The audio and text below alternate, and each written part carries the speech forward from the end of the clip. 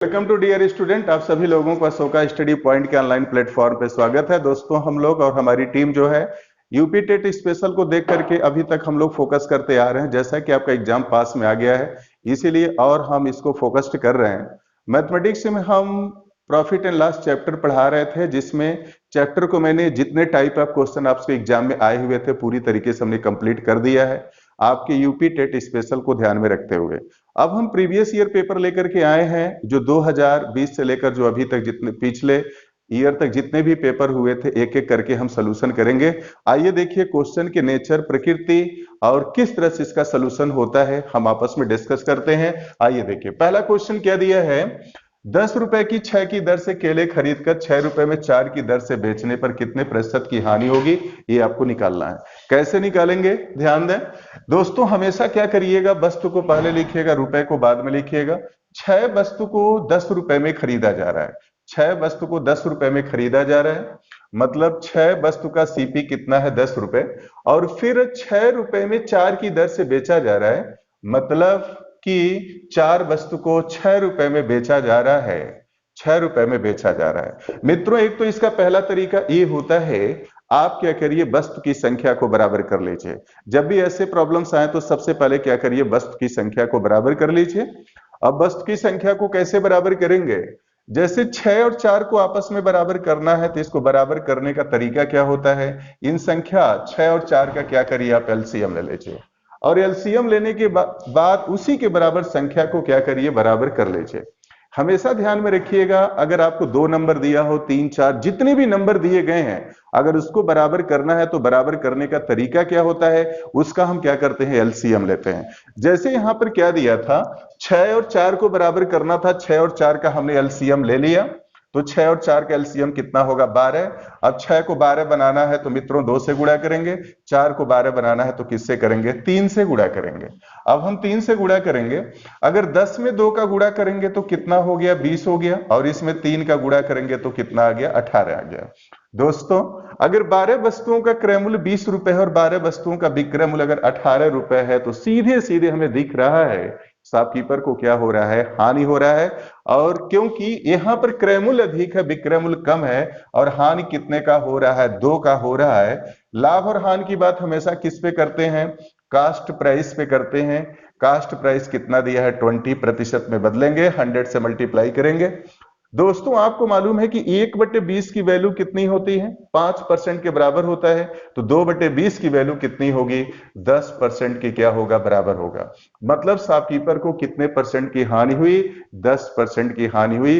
ये रहा क्वेश्चन करने का पहला तरीका। इसी क्वेश्चन को अगर और जल्दी करना चाह रहे हैं, वस्तु की संख्या बराबर नहीं करना चाह रहे हैं, तो इसका दूसरा तरीका क्या हो गया, आप क्या करिएगा, वस्तु को पहले लिखिएगा और रुपए को क्या करिएगा, बाद में लिखिएगा। वस्तु को पहले लिखेंगे, रुपए को बाद में लिखेंगे। अब क्या दिया है, 6 वस्तु को 10 रुपए में क्या किया जा रहा है, खरीदा जा रहा है, और 4 वस्तु को 6 रुपए में बेचा जा रहा है।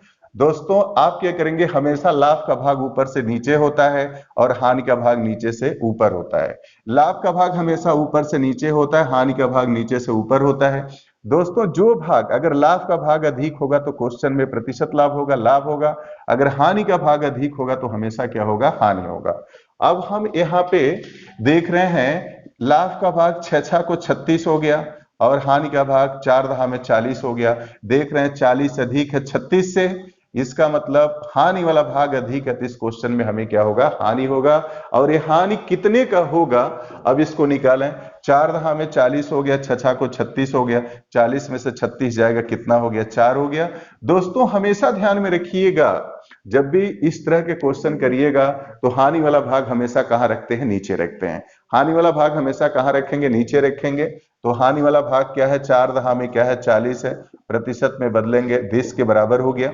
अगर आप सिंप्लीफाई करते हैं, चाहे तो इसी से डायरेक्टली हम कर सकते हैं, नहीं तो अगर आपको कंफ्यूजन है तो सिंप्लीफाई कर सकते हैं। दोस्तों, कितने परसेंट की हानि हो गई, 10% का क्या हो गया, हानि हो गया। ये रहा हमारा दूसरा तरीका। अगर किसी क्वेश्चन को जहां पे प्रॉफिट एंड लॉस चैप्टर में कुछ भी समझ में नहीं आता है, तो सबसे आसान तरीका हमारा क्या होता है, आप क्या करिए, एक वस्तु का कास्ट प्राइस निकालिए। आप क्या करिए, एक वस्तु का कास्ट प्राइस निकालिए, एक वस्तु का सीपी निकालिए और एक वस्तु का क्या करिए, एसपी निकालिए। ये सबसे आसान तरीका। जब कुछ भी समझ में आपको इस चैप्टर में नहीं आएगा तो आप क्या करिएगा, जब भी लाभ और हानि फाइंड करना हो, प्रतिशत लाभ और प्रतिशत हानि फाइंड करना हो, तो आप क्या करेंगे, एक वस्तु का कास्ट प्राइस निकालेंगे और एक वस्तु का सेल प्राइस निकालेंगे। ये अंतिम तरीका है जब हमें कुछ भी समझ में न आए तो। आइए देखिए नेक्स्ट क्वेश्चन लेते हैं। नेक्स्ट क्वेश्चन क्या दिया है, नेक्स्ट क्वेश्चन हमारा दिया है, आपसे कहा जा रहा है यदि 8 पेन का क्रय मूल्य 6 पेन के विक्रय मूल्य के बराबर है तो लाभ प्रतिशत क्या है। 8 पेन का क्रय मूल्य 6 पेन के विक्रय मूल्य के बराबर है तो लाभ प्रतिशत क्या है। दोस्तों हमेशा ध्यान में रखिएगा, अगर खरीदी गई वस्तु की संख्या अधिक है और बेची गई वस्तु की संख्या कम है तो हमेशा ध्यान में रखिएगा वहां पे क्या होगा, लाभ होगा। अगर खरीदी गई वस्तु की संख्या अधिक और बेची गई वस्तु की संख्या कम है तो वैसे केसेज में हमेशा क्या होता है, लाभ होता है। अगर खरीदी गई वस्तु की संख्या कम है, अगर बेची गई वस्तु की संख्या अधिक है तो वैसे केसेज में सदैव क्या होता है, हानि होता है। उस पीरियड में हमें क्या होगा, सदैव हानि होगा। अब आइए देखिए इस क्वेश्चन को कैसे हम करेंगे। जब भी इस तरह की प्रॉब्लम आए तो आप सपोज कर लीजिए कि एक वस्तु का जो सेल प्राइस है 1 रुपए के बराबर है, एक वस्तु का सेल प्राइस है 1 रुपए के बराबर है। दोस्तों हमने सपोज कर लिया जो एक वस्तु का जो सेल प्राइस है वो 1 रुपए के क्या है, बराबर है। ये जरूरी नहीं है कि हम 1 रुपए सपोज करें, आप चाहें तो 10 रुपए, 5 रुपए, 2 रुपए, 3 रुपए, जो भी आप चाहें तो सपोज कर सकते हैं, क्योंकि यह क्या है, ये कोई रियल नंबर नहीं है, इसको हमने क्या किया है, सपोज किया है। आप कुछ भी इसको सपोज कर सकते हैं। जैसा कि जब भी प्रतिशत की बात हम करते हैं, जैसा कि परसेंटेज चैप्टर में पूरी तरीके से एक्सप्लेन कर चुके हैं, जब भी हम प्रतिशत की बात करेंगे तो यहां पे एक्चुअल वैल्यू की जरूरत नहीं होती है, कोई भी आभासी वैल्यू लेकर के आप प्रॉब्लम को कर सकते हैं। आइए देखिए क्या दिया है। अगर हमने सपोज कर लिया कि एक वस्तु का सेल प्राइस अगर 1 रुपए है, 1 रुपए है, तो अब इस क्वेश्चन को थोड़ा सा ऐसे दिया है, 8 पेन का क्रय मूल्य 6 पेन के विक्रय मूल्य के बराबर। आइए इस क्वेश्चन को हम ऐसे करते हैं, ध्यान दीजिए, और आसान तरीके से हम बता रहे हैं। आइए देखिए और आसान तरीके से बता रहे हैं, 8 पेन का जो क्रय मूल्य 6 पेन के विक्रय मूल्य के बराबर है, तो इस क्वेश्चन को हम ऐसे करते हैं। हमने सपोज कर लिया कि एक पेन का जो सीपी है क्या है, एक पेन का जो क्रय मूल्य है सीपी है। तो अगर एक पेन का क्रय मूल्य सीपी है तो 8 पेन का क्रय मूल्य क्या हो गया, 8 गुणे क्या हो गया, सीपी हो गया। और फिर कह रहा है कि 6 पेन के विक्रय मूल्य के बराबर है। अगर हमने सपोज कर लिया, अगर मान लिया एक पेन का सेल प्राइस अगर एसपी है तो 6 पेन का सेल प्राइस 6 गुणे क्या हो गया, एसपी हो गया। अब इसको हम कैसे सिंप्लीफाई करेंगे, आप चाहें तो यहीं पे सिंप्लीफाई कर दें, 2 3 6 हो गया, 2 चौको 8 हो गया। एसपी को इसमें डिवाइड करेंगे तो क्या मिलेगा, सीपी बटे एसपी मिलेगा। और हम क्या करें, 4 को इसमें डिवाइड करेंगे तो 3 बाई क्या हो गया, 4 होगा। क्योंकि अब छोटे क्लासेस से पढ़ते आ रहे हैं, अगर कहीं भी लिखा रहता था जैसे 3x = 2y लिखा रहता था, तो इसको सिंप्लीफाई करने के लिए वेरिएबल को इस राइट हैंड साइड के वेरिएबल से इसमें डिवाइड कर देते थे और इस नंबर से हम क्या करते थे, इसमें डिवाइड करते थे। इसी कॉन्सेप्ट पे हम इस क्वेश्चन को कर रहे हैं। अब यहां पर जो हमने निकाला, हमें क्या मिला, सीपी क्या मिला, 3, और एसपी क्या मिला, 4 मिला। मतलब अगर किसी वस्तु की सीपी अगर 3 यूनिट है और सेल प्राइस अगर 4 यूनिट है तो स्वाभाविक है शॉपकीपर को क्या होगा, लाभ होगा। और ये लाभ कितने का हो रहा है, ये लाभ 1 का हो रहा है, 1 का हो रहा है। लाभ और हानि की बात हम किस पे करते हैं, कास्ट प्राइस पे करते हैं। 3 मल्टीप्लाई बाई दिस हो गया। आपको मालूम है परसेंटेज चैप्टर में मैंने पढ़ाया है 1/3 कितने परसेंट के बराबर होता है, 33 सही 1/3% के बराबर होता है। शॉपकीपर को 33 सही 1/3% का क्या होगा, लाभ होगा। अब इसी क्वेश्चन को अगर हम किसी फार्मूले से रिलेट करें, अगर फार्मूले से बताने का हम प्रयास करें तो इस क्वेश्चन के लिए चाहे तो फार्मूले से भी कर सकते हैं, लेकिन अगर ये चीजें आपको समझ में आ गया तो सबसे आसान तरीका इस क्वेश्चन को करने का यही है। नहीं तो इस क्वेश्चन को ऐसे भी और भी तरीके हम बता दे रहे हैं। कह रहा है कि 8 पेन का क्रय मूल्य, अगर 8 पेन का जो सीपी दिया है वो 6 पेन के विक्रय मूल्य के क्या है, बराबर है। 8 पेन का जो सीपी है 6 पेन के विक्रय मूल्य के बराबर है। दोस्तों स्वाभाविक है अगर 8 पेन का जो क्रय मूल्य है 6 पेन का विक्रय मूल्य है, ये स्वाभाविक है किसी रुपए के बराबर हो गया, किसी क्वांटिटी के बराबर हो गया। आप क्या करिए, यहां पर ऐसा नंबर सपोज कर लीजिए जो 8 से भी कट जाए और 6 से कट जाए। तो 8 और 6 से कटने वाली संख्या हमारी क्या है, हम सपोज कर लेते हैं 24। हमने मान लिया, यहां पे सपोज कर लिया कि 8 पेन का जो क्रय मूल्य है वो 24 रुपए, 6 पेन का विक्रय मूल्य क्या है, 24 रुपए के बराबर है। अगर 8 पेन का क्रय मूल्य अगर 24 रुपए है तो एक पेन का जो सीपी होगा वो कितना होगा, 8 त्रिका 24। अगर 6 पेन का विक्रय मूल्य अगर 24 है तो एक पेन का जो सेल प्राइस होगा कितना होगा, 4 होगा। स्वाभाविक है, अगर कास्ट प्राइस अगर 3 है और सेल प्राइस अगर 4 है तो वैसे केसेज में क्या होगा, लाभ होगा। लाभ कितने का, 1 होगा। लाभ और हानि की बात हम किस पे करते हैं, कास्ट प्राइस पे, मल्टीप्लाई बाई 100%, और 1/3% की जो वैल्यू होती है 33 से ही 1/3% की क्या हो गया, बराबर हो गया। उम्मीद कर रहे हैं चीजें आपको समझ में आ गई होगी।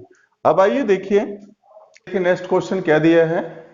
देखिए नेक्स्ट प्रॉब्लम दिया है, यदि 3 पेन, 2 पेंसिल और 4 रबर का मूल्य 92 रुपए है तथा 8 पेंसिल और 16 रबर का मूल्य 68 रुपए है तो 24 पेन का मूल्य क्या है। दोस्तों ये हमें फाइंड करना है। आइए देखिए हम कैसे फाइंड कर रहे हैं। इसमें दिया है 3 पेन और 3 पेन और 2 पेंसिल और फिर 4 रबर। इसका जो मूल्य दिया है, ये मूल्य दिया है 92 रुपए दिया है, और फिर कह रहा है कि 8 पेंसिल और 16 रबर का मूल्य दिया है 68 रुपए। 8 पेंसिल और 16 रबर का मूल्य दिया है दोस्तों 68 रुपए दिया है। अब क्या करिए, इसको देख रहे हैं कि यहाँ पे 4 है और यहाँ पे 16 है और 68 है। अगर इसको 4 से डिवाइड करें तो थोड़ा सा सलूशन आसान होगा। इसको हम 4 से डिवाइड कर दें, 4 दूना 8, 8 2 पेंसिल हो गया, 4 चौक को 16, 4 रबर हो गया। अब इसको 4 से डिवाइड करेंगे, 4 एक कम 4, 4 सते 28। दोस्तों हमें क्या मिला, 2 पेंसिल और 4 रबर का मूल्य हमको मिल गया 17 रुपए के बराबर है। अब हम क्या करें, ये जो वैल्यू 2 पेंसिल और 4 रबर का जो मूल्य है इस पहले रिलेशन में रख दें। मतलब 2 पेंसिल और 4 रबर के जगह पे क्या लिख सकते हैं, 17 लिख सकते हैं। तो क्या मिला, 3 पेन प्लस 17, मतलब हम 2 रबर और 4 पेंसिल का जो कास्ट निकाले कितना है, 17 रुपए के बराबर है, और ये किसके बराबर है, 92 रुपए के बराबर है। अब इसको उधर ट्रांसफर करेंगे तो क्या मिलेगा, 3 पेन का मूल्य मिला, इसको उधर ट्रांसफर करेंगे तो माइनस होगा, 12 में से 7 जाएगा 5 हो गया, और 8 में से 1 जाएगा आपका 7 हो गया। दोस्तों ये 75 के बराबर हो गया। अगर 3 पेन का मूल्य अगर 75 रुपए के बराबर है, आप यहां से चाहे 1 पेन का मूल्य पहले फाइंड करिए, या आपसे पूछा क्या जा रहा है 24 पेन का मूल्य क्या है ये आपको फाइंड करना है। तो डायरेक्टली 8 पेन को हम क्या करेंगे, 24, 3 पेन को हम 24 पेन बना सकते हैं। इस 3 पेन को 24 बनाने के लिए हम इसमें कितने का मल्टीप्लाई करेंगे, 8 का मल्टीप्लाई करेंगे, 8 त्रिका 24, 24 जो पेन का मूल्य है ये होगा 75 गुणे कितना हो जाएगा, 8। क्योंकि इसमें कितने का मल्टीप्लाई किए, 8 का, तो राइट में भी मल्टीप्लाई करेंगे 8 का। अब सिंप्लीफाई करेंगे, 8 पचे 40, 8 सत 56 और 4 कितना हो गया, 60। दोस्तों किसके बराबर हो गया, 600 रुपए के बराबर हो गया। इस तरह के क्वेश्चन जब भी आपके एग्जाम में आए तो आप डायरेक्टली एक्स वाई जेड न सपोज करके डायरेक्टली ऐसे सपोज करेंगे तो क्वेश्चन करने में क्या होगा, आसानी होगा, और एक्स वाई जेड सपोज करेंगे तो वहां पे क्या होगा, कंफ्यूजन होगा। उम्मीद कर रहे हैं प्रॉब्लम आपको समझ में आ गया होगा। आइए दोस्तों नेक्स्ट क्वेश्चन लेते हैं।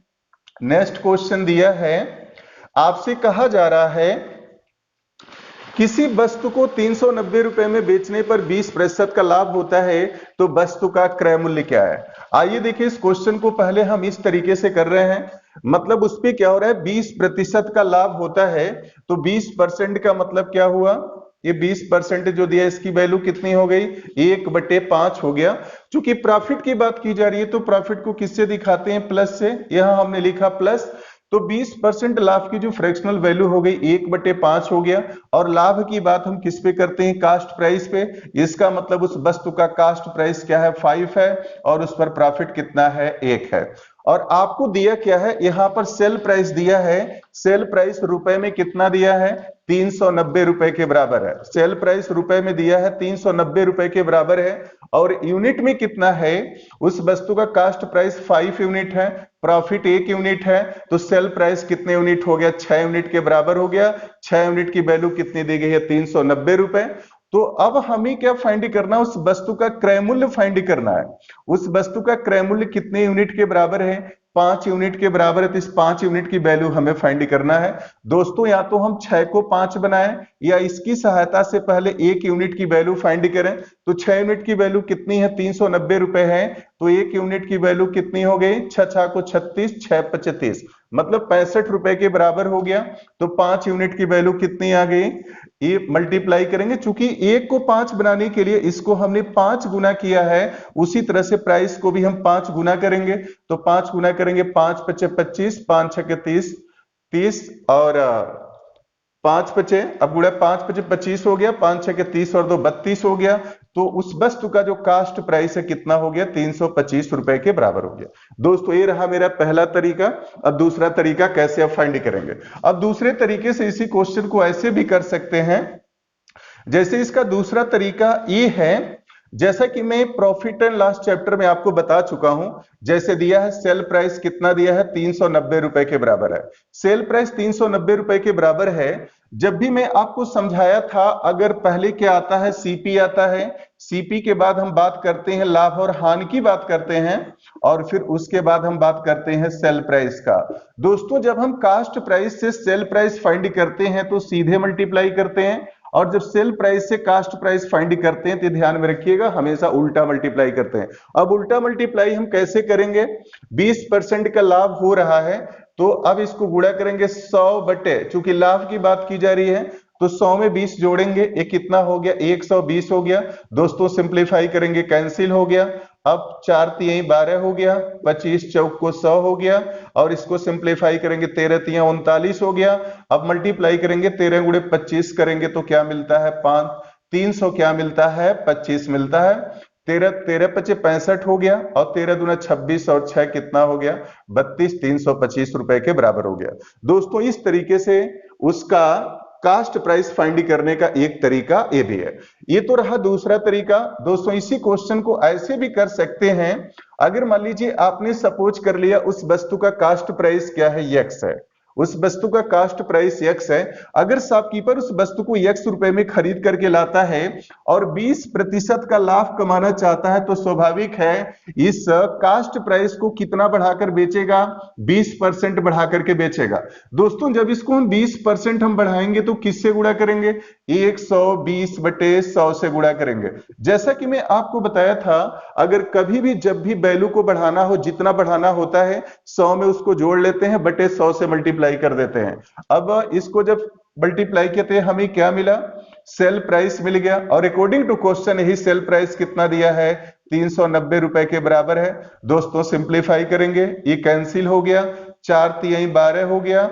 अब इसको जब हम सिंप्लीफाई करेंगे, यहां पे दोस्तों हम लोगों ने एक यहां पे अगर इसको सिंप्लीफाई करेंगे तो अब 4 तिहाई 12 हो गया, ये 4 से कटेगा, नहीं कटेगा। अब इसको हम सिंप्लीफाई कर लेते हैं, 2 से, चाहे 6 से सिंप्लीफाई करें, 2 छके कितना हो गया, 12 हो गया, और इसको सिंप्लीफाई करेंगे, 2 एक कम 2 हो गया, 2 9 18 हो गया, 2 9 18 हो गया, फिर कितना बचा, 2 पचे क्या बचा, 10 बचा। अब दोस्तों इसको हम सिंप्लीफाई कर दें, 3 से 3 दूना 6 हो गया, 3 छके 18, 3 पचे 15 हो गया, 2 से सिंप्लीफाई करेंगे 20 हो गया।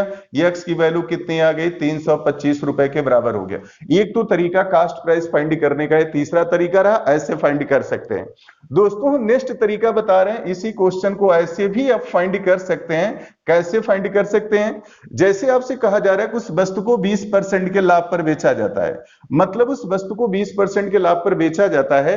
आपको कास्ट प्राइस अगर हमें फाइंड करना है, तो हमने सपोज कर लिया उस वस्तु का जो कास्ट प्राइस है वो 100% के बराबर है। उस वस्तु का कास्ट प्राइस क्या है, 100% के बराबर है। शॉपकीपर क्या कर रहा है, 20% का लाभ कमाना चाह रहा है, मतलब इसको कितना बढ़ा करके बेचेगा, 20% बढ़ाकर बेचेगा। तो जब 20% बढ़ाएगा तो उस वस्तु का सेल प्राइस कितना हो गया, 120% के बराबर हो गया, और यही 120% किसके बराबर है, 390 रुपए के क्या है, बराबर है, 390 रुपए के बराबर है। अब दोस्तों जब इसको हम सिंप्लीफाई करेंगे, ये काट दीजिए, ये 0 0 कैंसिल हो गया। अब दोस्तों इसको हम सिंप्लीफाई करेंगे, 3 चौक को 12 हो गया, अब 13 तिहाई क्या हो गया, 39 हो गया। 4% की वैल्यू कितनी आ गई, 13 रुपए के बराबर हो गया। दोस्तों हमने उस वस्तु का क्रय मूल्य क्या सपोज किया है, 100% सपोज किया है। इसका मतलब इस प्रॉब्लम में कितने परसेंट की वैल्यू चाहिए, 100% की वैल्यू चाहिए। अब हम 4 को क्या करेंगे, 100 बनाएंगे तो किससे मल्टीप्लाई करेंगे, 25 से। 25 चौक को कितना हो गया, 100, 100%। और इसमें भी 25 का जब गुणा करेंगे तो 300 कितना हो गया, 25 के बराबर हो गया।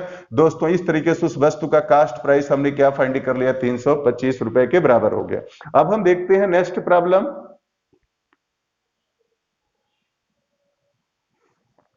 आइए देखिए नेक्स्ट क्वेश्चन क्या दिया है।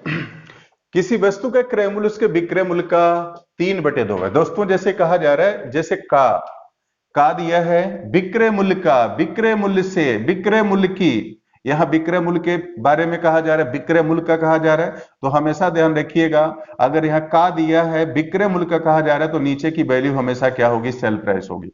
जो भी यहां दिया रहेगा जिसके रेस्पेक्ट में का कहा जा रहा है, उसको हमेशा वो वैल्यू का होती है, नीचे वाली होती है। तो आपसे कहा जा रहा है किसी वस्तु का क्रय मूल्य उसके विक्रय मूल्य का 3/2 है। इसका मतलब हो गया कि दोस्तों विक्रय मूल्य का 3/2 है।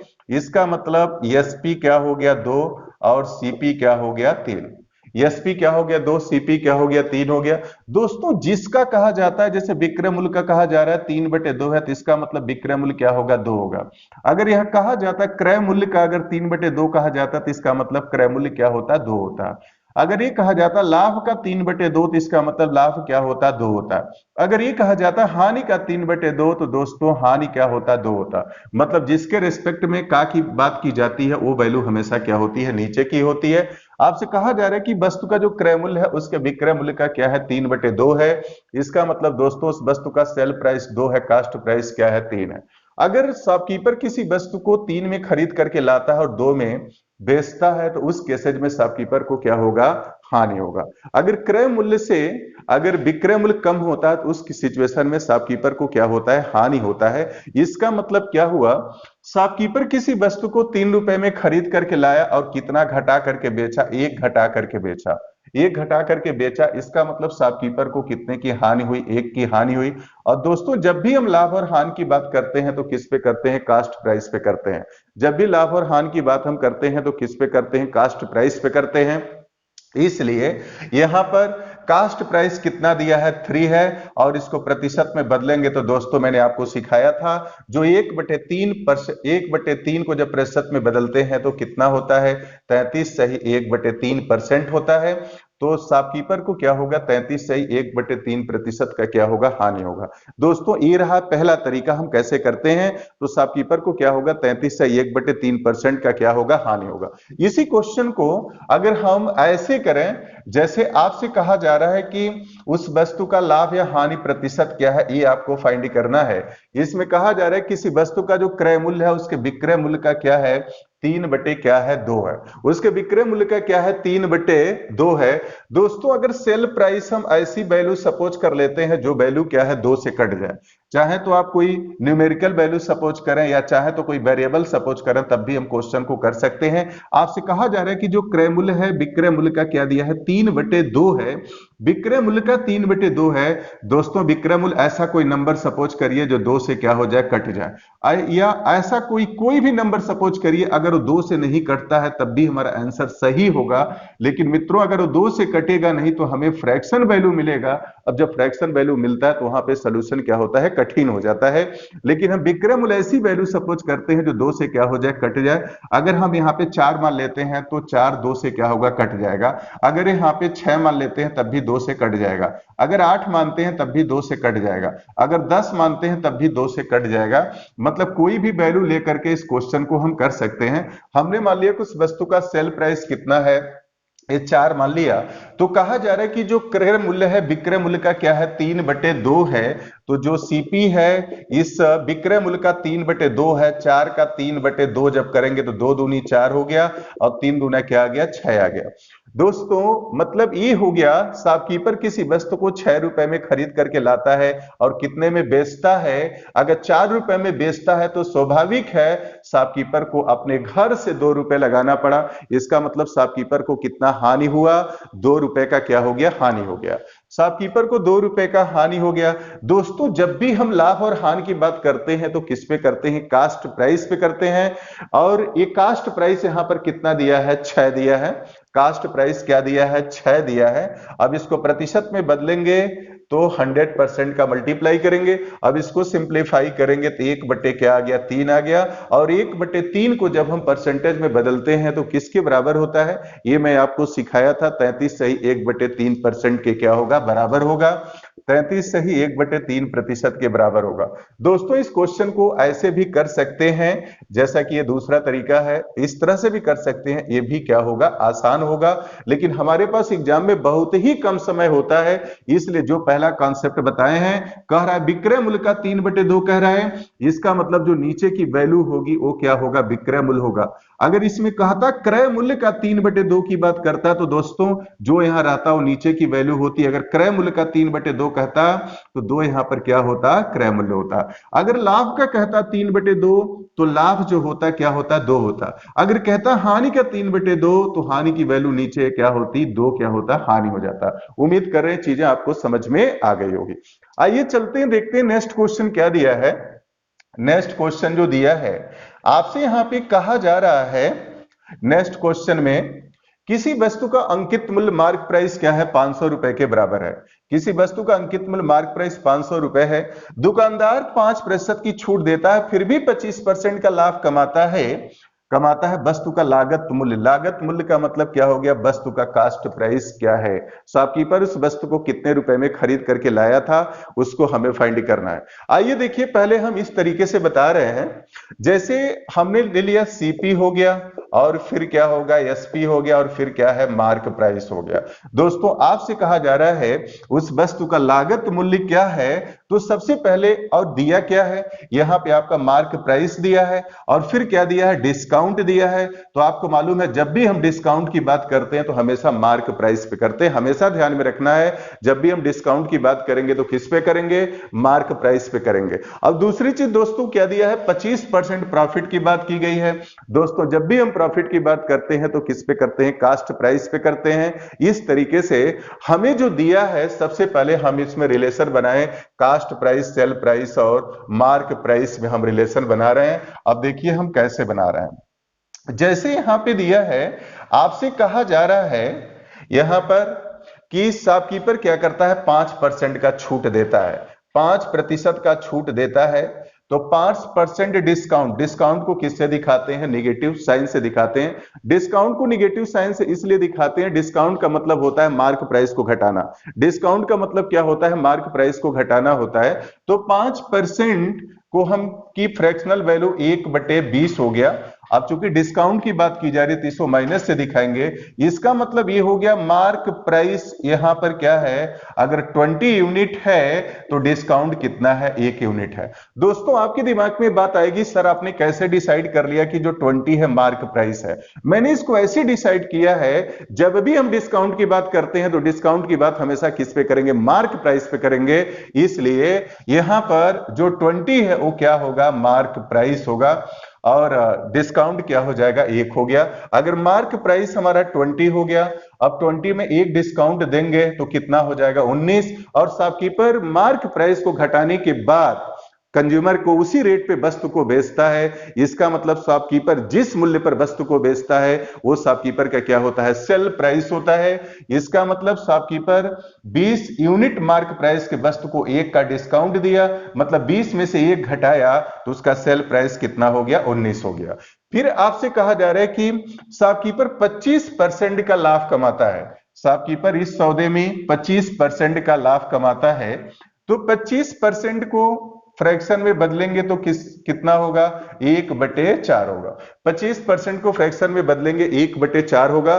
चूंकि प्रॉफिट की बात की जा रही है तो प्रॉफिट को किससे दिखाते हैं, प्लस से दिखाते हैं। और दोस्तों अगर प्रॉफिट की बात करेंगे तो प्रॉफिट की बात हम किस पे करते हैं, कास्ट प्राइस पे करते हैं। इस तरीके से अगर उस वस्तु का कास्ट प्राइस अगर 4 यूनिट है तो प्रॉफिट कितना हो गया, 1 यूनिट हो गया। यहां भी आपके दिमाग में प्रश्न बन रहा होगा, सर आपने कैसे डिसाइड कर लिया कि कास्ट प्राइस है। मैंने ऐसे डिसाइड किया है, जब भी हम प्रॉफिट की बात करते हैं तो किस पे करते हैं, कास्ट प्राइस पे करते हैं। इसलिए ई वैल्यू हमारी क्या हो गई, कास्ट प्राइस। और शॉपकीपर को प्रॉफिट कितना हुआ, 1 हुआ। इसी चीज को जैसे कि मैं परसेंटेज चैप्टर में पढ़ा दिया है, जैसे कि ये जो नीचे की वैल्यू होती है हमेशा मूल मान होता है। अगर हम 4 का 25% अगर निकालें तो कितने किसके बराबर होगा, 1 के बराबर होगा। जैसा कि आपको मालूम है जब भी हम लाभ की बात करते हैं तो किस पे करते हैं, कास्ट प्राइस पे करते हैं। अगर किसी वस्तु का कास्ट प्राइस अगर 4 यूनिट है और लाभ की बात हम इसी कास्ट प्राइस पे करते हैं और शॉपकीपर 25% का लाभ कमाता है, तो जब इस 4 का हम 25% करेंगे तो कितना आएगा, 1 के क्या होगा, बराबर होगा। इस तरीके से जैसे जो भी नीचे की वैल्यू होती है मूल मान होता है, और चूंकि यहां पे लाभ की बात की जा रही है तो जब भी लाभ की बात करेंगे तो किस पे करेंगे, कास्ट प्राइस पे करेंगे। इसलिए मित्रों मैंने क्या लिखा है इसको, कास्ट प्राइस, और प्रॉफिट कितना हो रहा है, 1 हो रहा है, क्योंकि कास्ट प्राइस का 25% करेंगे तो किसके बराबर होगा, 1 के बराबर होगा। अगर शॉपकीपर किसी वस्तु को 4 यूनिट में अगर वो खरीदता है तो उस पर कितना लेकर के बेचता है, 1 यूनिट प्रॉफिट लेकर के बेचता है, तो सेल प्राइस कितना हो गया, 5 हो गया। उम्मीद कर रहे हैं जो भी मैंने बताया यहां तक आपको पूरा कॉन्सेप्ट क्लियर हो गया होगा। अब आइए देखिए यहां से आगे हम कैसे क्वेश्चन को करते हैं। अब यहां से क्वेश्चन करने का तरीका हमारा ये होता है, आप क्या करेंगे, सेल प्राइस देख रहे हैं यहां पे 19 यूनिट है, यहां पे 5 यूनिट है। अगर शॉपकीपर एक ही आर्टिकल्स को अगर एक व्यक्ति को 2 रेट पे नहीं बेच सकता, शॉपकीपर एक ही आर्टिकल्स को एक व्यक्ति को 2 रेट पे नहीं बेच सकता, इसीलिए जब भी इस तरीके का यूज करेंगे तो जो सेल प्राइस है, एक वस्तु का सेल प्राइस एक व्यक्ति के लिए एक ही होगा, इसलिए आप क्या करेंगे, दोनों को बराबर करेंगे। अब दोनों को बराबर करने का तरीका क्या है, अगर इसमें 5 का गुणा कर दें तो 19 पचे 95, और इसमें 19 का गुणा कर दो तो 19 पचे क्या हो गया, 95। इस तरीके से सेल प्राइस हमारा क्या हो गया, बराबर हो गया। अगर आपने इसमें 5 का गुणा किया है तो यहां भी 5 का गुणा करेंगे, अगर इसमें 19 का गुणा किया तो यहां भी क्या करेंगे, 19 का गुणा कर देंगे। अब इसको सिंप्लीफाई करेंगे तो 100 आ गया, और 19 पचे कितना, 95 हो गया, और 19 चौक को क्या हो गया, 76 हो गया। अब आपके दिमाग में प्रश्न आएगा, सर आपने क्या निकाला है। मैंने ये निकाला, अगर किसी वस्तु का मार्क प्राइस अगर 100 यूनिट है तो सेल प्राइस 95 यूनिट और कास्ट प्राइस कितना हो गया, 76 यूनिट के बराबर हो गया। दोस्तों क्वेश्चन में क्या दिया है, अंकित मूल्य वही रुपए में कितना दिया है, 500 दिया है। हमने मार्क प्राइस अंकित मूल्य यूनिट में कितना निकाला है, 100 निकाला है, और यही रुपए में किसके बराबर दिया है, 500 रुपए के क्या है, बराबर है। इसका मतलब 100 यूनिट की वैल्यू कितनी है, 500 है, तो 1 यूनिट की जो वैल्यू होगी 100 का इसमें भाग देंगे तो कितना आएगा, 5। 1 यूनिट की वैल्यू कितनी होगी, 5 यूनिट, 5 हो गया। और आपसे क्या पूछा जा रहा है, लागत मूल्य पूछा जा रहा है, कास्ट प्राइस पूछा जा रहा है, और कास्ट प्राइस दोस्तों कितने यूनिट है, 76 यूनिट है। और 1 यूनिट की वैल्यू अगर 5 हो तो 76 यूनिट की वैल्यू क्या होगी, 76 मल्टीप्लाई बाई 5, और इसमें जब मल्टीप्लाई करेंगे तो 5 6 30, 380 के क्या हो गया, बराबर हो गया। दोस्तों उस वस्तु का कास्ट प्राइस हमने क्या ले लिया, 380 रुपए के क्या हो गया, बराबर हो गया। एक तो प्रॉब्लम करने का ये तरीका हुआ। अगर इतना लिखना पढ़ना नहीं चाहते हैं तो इसको बहुत ही शॉर्ट में हम बता रहे हैं कैसे उस तरीके से करेंगे। इससे बहुत ही शॉर्ट में बता रही है तो मैंने पूरी तरीके से इसको एक्सप्लेन किया है। आइए इससे शॉर्ट तरीके में कैसे करेंगे हम, आप सभी लोग कंसंट्रेट होकर के देखेंगे कैसे करेंगे, ध्यान देंगे। जैसे यहां पे कहा जा रहा है कि उस वस्तु का मार्क प्राइस कितना दिया है, 500 रुपए के बराबर है। उस वस्तु का मार्क प्राइस कितना हो गया, 500 रुपए के बराबर हो गया। शॉपकीपर उसको कितना डिस्काउंट दे रहे हैं, 5% का डिस्काउंट दे रहा है। इसका मतलब मैंने बार बार आपको बताया कि डिस्काउंट का मतलब क्या होता है, मार्क प्राइस को घटाना। डिस्काउंट का मतलब क्या होता है, मार्क प्राइस को कम करना। तो अब हम क्या करेंगे, अगर 5% डिस्काउंट दे रहा है तो इस 500 रुपए को शॉपकीपर कितना घटा रहा है, 5% घटा रहा है। तो अगर 5% घटाएंगे तो किससे मल्टीप्लाई करेंगे, 95 बटे क्या करेंगे, 100 से। दोस्तों मैंने आपको क्या सिखाया था, आपको मैंने यही सिखाया था कि जब भी किसी भी वैल्यू को घटाना हो तो जितना घटाना होता है पहले उसको 100 में से घटा देते हैं और बटे 100 से क्या करते हैं, गुणा कर देते हैं, 95 बटे 100। अब दोस्तों ये मैंने क्या निकाला, आपके दिमाग में आएगा सर आपने क्या फाइंड किया है, ये कौन सी वैल्यू आपने निकाल लिया। दोस्तों मैंने ये निकाल लिया, अगर कहीं भी प्रॉफिट एंड लॉस चैप्टर में कठिनाई होता है तो मैं बार बार आपको समझाता हूं, आप सीधे सीधे अपने को जरूरत पड़े तो शॉपकीपर के जगह पे रखिए, जहां जरूरत पड़े कंज्यूमर के जगह पे रखिए। पूरी तरीके से क्या होगा, कॉन्सेप्ट क्लियर हो जाएगा।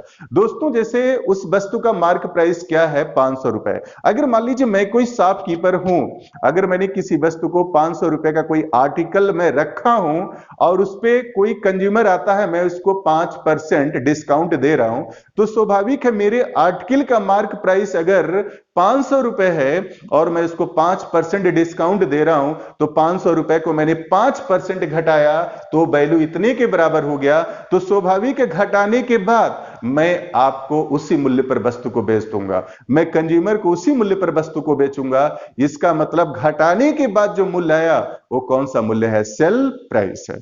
इसका मतलब ये जो हमने फाइंड किया, क्या फाइंड किया है, सेल प्राइस है।